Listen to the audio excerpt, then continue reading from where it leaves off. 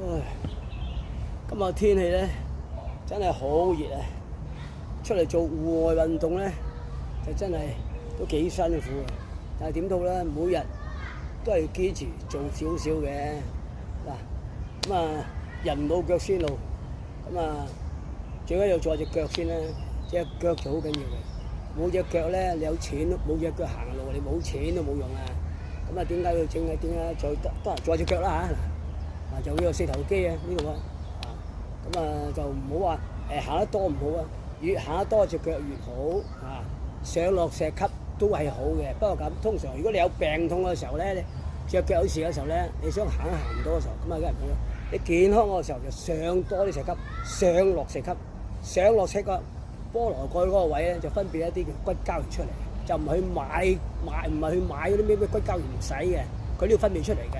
咁所以咧，你得閒做下啦，你試下做啲動作啊！呢個動作其實好簡單啫嚇，咁啊企喺樹，收起身落，起身落，起身3、4、5、6、7、8、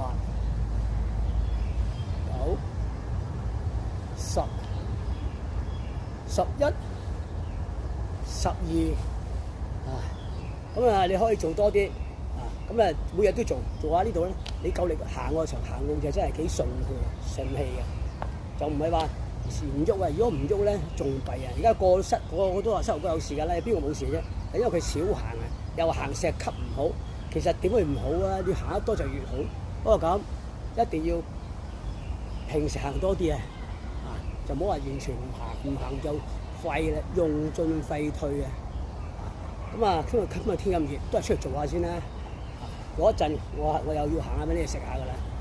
食完嘢又行一陣，咁啊翻去休息咯。咁啊而家幾多歲啊？幾廿歲算啦嚇。不過最緊要健康嘅身體。有幾多身體啊？冇隻腳又係冇用㗎。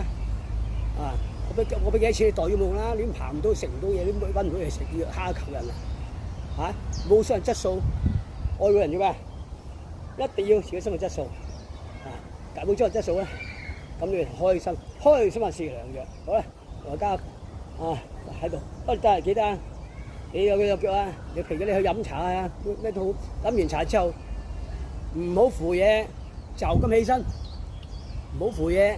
如果咁樣咧，你久而久之咧，你腳有力咧，就唔使扶嘢噶啦。好多人都係。